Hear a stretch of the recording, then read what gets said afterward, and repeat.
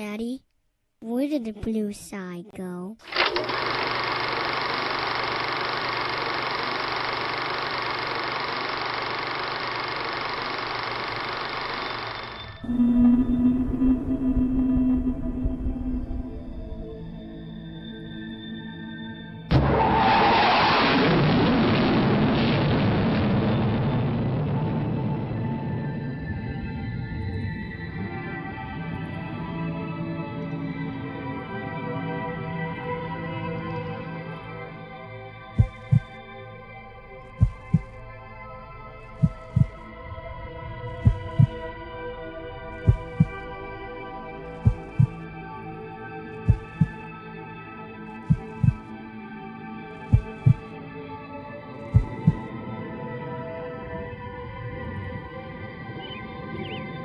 What if the world wasn't what it appeared to be?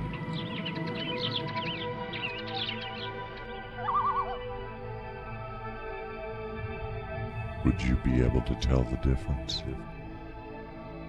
Many people would be shocked and amazed to discover that their elected government would intentionally spray toxic compounds into the air over their heads. Tens of thousands of people from the state of Maine to the country of New Zealand have documented this airborne spraying program. Thousands of photographs now exist on the internet detailing the blatant and direct assault on our breathable air by the Air Force. The evidence, as we shall discover, speaks for itself.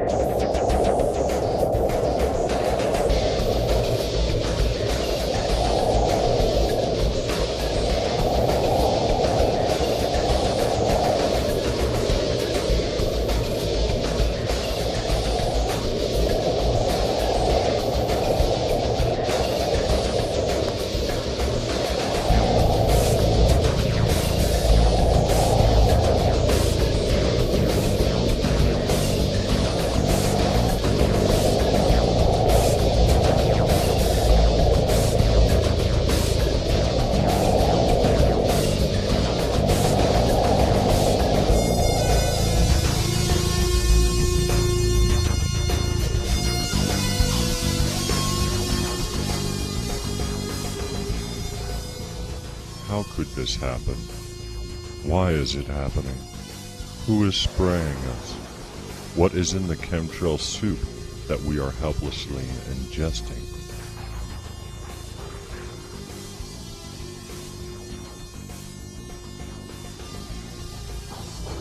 Normal jet contrails are formed above 30,000 feet and last only a few seconds. Normal contrails are created very rarely and are caused by the intense heat thrown off of jet engines as they climb towards their cruising altitudes. Designed to appear as normal contrails, chemtrails, on the other hand, do not occur from the mixture of engine heat and water molecules at high altitude. They usually occur between 12,000 and 20,000 feet, and photographic evidence clearly demonstrates that these emissions are coming from spray nozzles attached under the wing near the engines or extending from the rear of the plane. As these satellite photos clearly demonstrate, chemtrail spraying has been designed to occur in such a way as to make them appear as normal cloud cover moving into a given area. The government is trying everything to hide them from the public. They use on-air weather personalities to explain the constant daily barrage of chemtrails. The weather satellite pictures used on regular TV channels are washed electronically to remove the obvious line patterns. But as you can see, by going to the NOAA's site and obtaining raw feed prior to release to subscriber stations, there is much in the clouds over the world that does not belong there.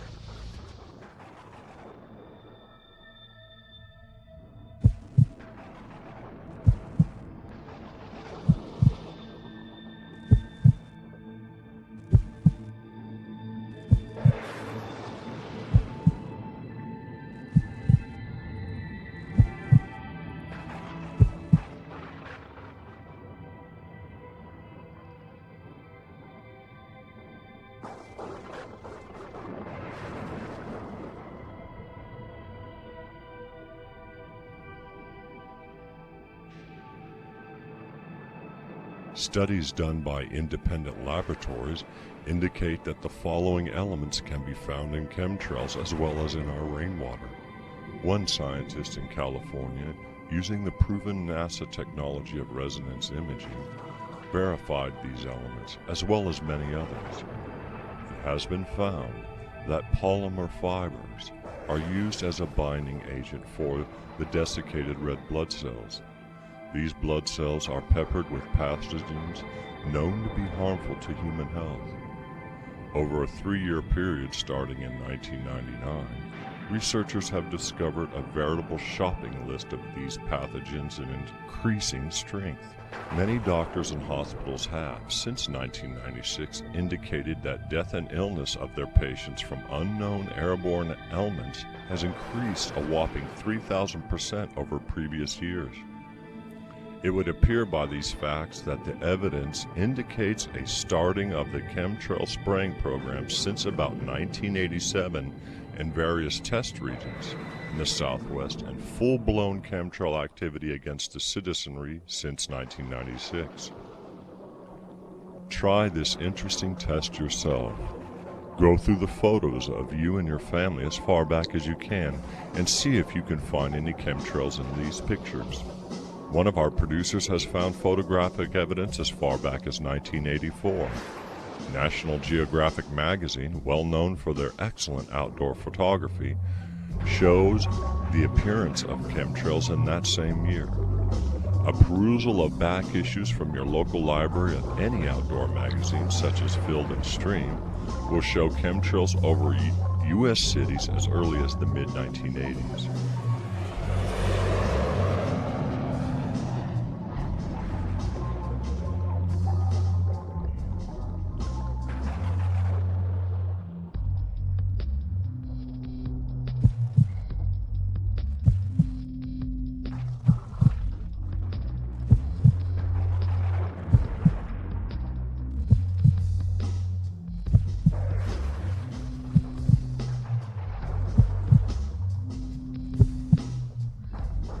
Why are we being sprayed with these chemicals?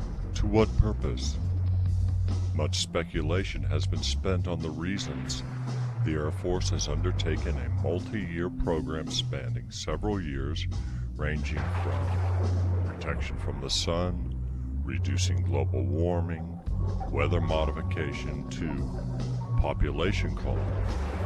Despite numerous attempts by thousands of concerned people to get answers from the Air Force and the government and various senators, no information is yet forthcoming from those responsible for this, certainly the greatest visible crime against humanity the planet has ever seen. Let's look at each of these theories in turn.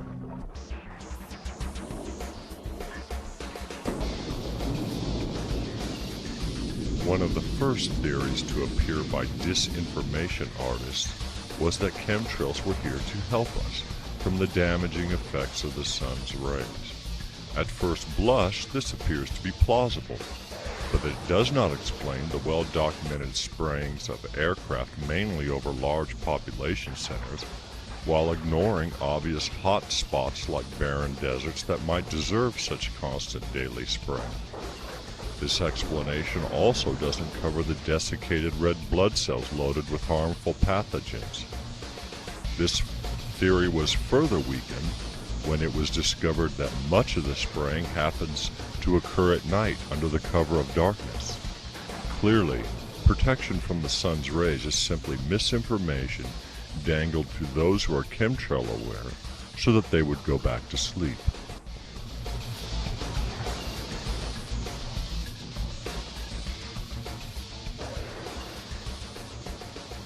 Another lie foisted upon chemtrail researchers is the oft-told pattern of global warming. The idea presented is that the globe is overheating and that chemtrails are the answer, causing a decrease in temperature. This hopeless fib is easily destroyed by the following facts. Chemtrails are sprayed at night when the sun is beyond the horizon. The chemical makeup of chemtrails belies this and other theories. What do anthrax spores and lupus have to do with deflecting heat from the planet. If saving the planet from global warming were the actual goal of chemtrails, why hasn't the government come forward to use this as a publicity coup? They could certainly use some good press, and who isn't for saving the planet?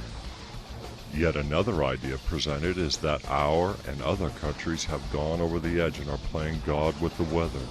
Although there is a good indication that there might be aspects of the chemtrail program that lend itself to weather modification, it still does not fit all the facts. In fact, if changing the weather via chemtrails were the answer, why the secrecy, the lies, the cost which must run annually into the billions of dollars worldwide? Why then would the government feel it necessary to add harmful desiccated red blood cells to the mix? Cloud seeding has been successfully demonstrated using silver iodide particles since the 1950s. If changing the weather were the reason, why are there no harmless silver particles showing up in the lab test and in the resonant imaging? Again, this appears to be yet another lie unleashed upon chemtrail researchers to get them thinking and looking the other way. The last theory is so heinous in conception and execution that we dare not mention it except for the bizarre reality that it fits all the known facts regarding chemtrails. Let's look at those facts now. Fortunately, we have some 4 years of intense study into the problem of chemtrails, and the following facts are not disputed. For reasons that will shortly become apparent, given the data collected, we know the following. Fact: chemtrails are loaded with pathogens deadly to the human organism. Fact: chemtrails are definitely aimed at the major population centers, though even the backcountry of America, Australia, and other areas of Europe receive chemtrails. Certainly not with the intensity and frequency of, say, Los Angeles or New York. Fact: much of the spraying occurs at night. Fact: chemtrails contain various heavy metals such as titanium, aluminum, barium salts, and other toxic metals. Fact: most of the spraying is carried out by NATO air forces in their respective countries.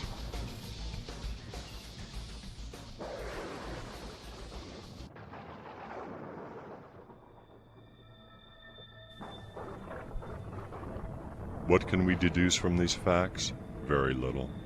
Some say that the presence of pathogens in chemtrails might be some kind of mass inoculation. Health professionals dispute this view by revealing that the fact that an overburdened immune system constantly fighting multiple infection vectors, coupled with dozens of varying types of harmful viruses and bacteria, causes the immune system to actually become less effective, making it, over the long term, unable to fight off even the most common of infections, colds, and flus. This perception fits with the experiences we have all been feeling over the last few years. Listlessness, depression, a weakened health system, aching joints, reaction to airborne particles, and so on. The theory of mass immunization, also disputed by microbiologists, who say that you cannot vaccinate against bioterrorism, as there are far too many possible millions of potential strains and variants that can be quickly made up, making vaccination moot.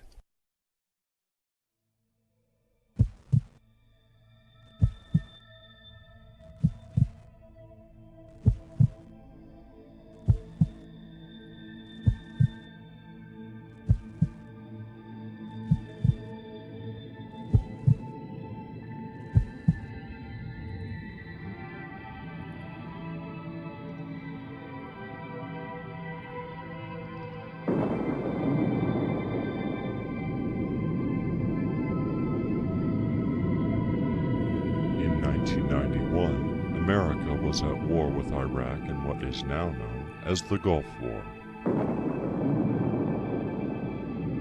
Archival satellite images of the period clearly show a dedicated spray program against Iraqi soldiers who have reported the same symptoms then as many Americans are now reporting: dizziness, allergic reactions never before experienced, shortness of breath, a lethargic, depleted feeling of hopelessness, as can be seen in two pictures shown here.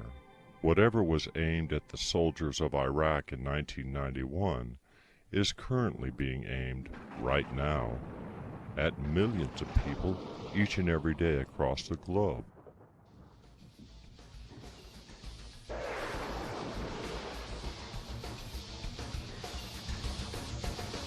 Filmmakers have captured, without realizing it, countless examples of aerial spraying. The following films indicate a massive, multi-billion-dollar program. In fact, even print art put out in magazines have chemtrails in them. The video game Cool Borders 2000 has chemtrails in their background.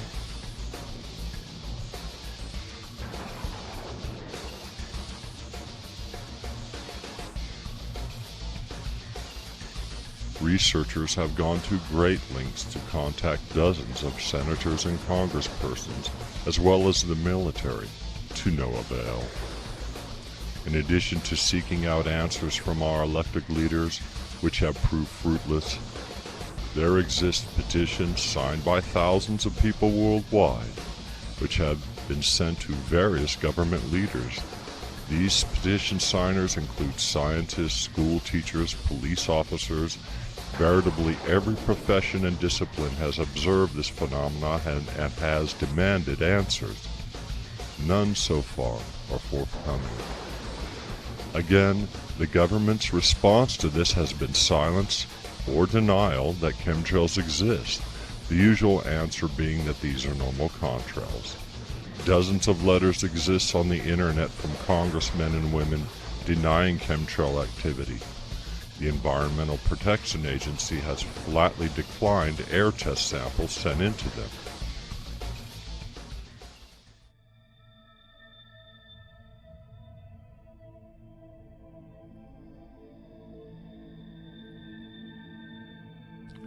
Chemtrails affect everything and everyone on the planet. The materials present in chemtrails can be found in our water tables, our hair, the clothes we wear, the food we eat. We must now know just what is going on in our skies and why. The government, your government, is blatantly lying about its spraying at citizens. Many feel that chemtrails are in reality a binary population elimination weapon. Stage 1 of this weapon is to pass various pathogens into the human body to weaken the immune structure. Repeated low-level assaults upon the immune system do not strengthen it. Rather, it becomes weaker from endlessly fighting one kind of infection after another. Hence the reason for so many pathogens in the chemtrail soup. This also completely explains why we are feeling weaker and sicker as the months go by, instead of healthier and stronger. Once this is accomplished and field reports indicate overall T-cell weakness attained, Stage 2 would be the release either through vaccination or aerial dispersal of something like smallpox or anthrax, which would instantly kill the human host. If what is suspected of chemtrails is true, then we are experiencing something only the denizens of concentration camps have for years warned a sleeping humanity against: the fascist takeover of the world by corrupt leaders and the systematic elimination of unwanted sections of the population. Who chooses who dies? Who gets the vaccine against the poison and who does not? There is an old adage regarding the game of poker: if you cannot tell who the sucker is, then it's you. This axiom applies to the chemtrail phenomena as well. If you do not know why or what they are doing to us, then the purpose of chemtrails is probably against our well-being. There is, however, a very proven technology available to us that can thwart chemtrails.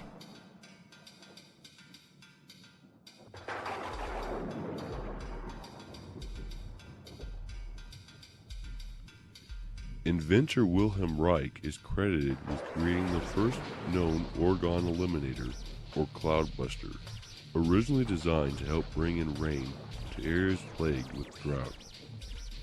Don Croft, alternative scientist, researcher, and inventor, has succeeded in striking a blow against the ongoing chemtrails program that is destroying our country and enslaving its citizens. By utilizing the research of Wilhelm Reich, Croft has created a cheap, portable, and easy-to-build device that consistently destroys chemtrails and heals the atmosphere. The Reich-Croft Chembuster is potentially one of the answers to the ongoing attacks by the forces of darkness. As these images show, chembusters, or as they are referred to by most people, cloudbusters, actually do the job of eliminating chemtrails. A cloudbuster is simply made or can be ordered via the internet. Though many speculate that the chemtrail problem has gone on for too long for there to be any kind of decisive resolution in the favor of humanity, we do not share that view. Awareness and knowledge are two keys to stopping this problem. The more that people are aware that chemtrails are overhead and in their lungs, the greater are humanity's chances that we might catch a break, and some high-ranking official in government will come forward and stop the program. One should be very careful as well when investigating the chemtrail phenomena on the internet. Many chemtrail sites are actually run by government agents to spin the information given out on it, or to suppress the real reason for chemtrails. Those sites that are pushing debunkers, character assassinations of online seekers of the truth, and who offer a vague chemtrails are here to modify the weather or chemtrails are sunscreen simply are disinformation sites aimed at misleading those who are becoming chemtrail aware. Tell your friends and loved ones. Show them the facts. Take them outside when the spraying is heavy and let them do their own thinking and research. A few may not be able to change the world, but a few million can. Good luck. Daddy, where did the blue side go?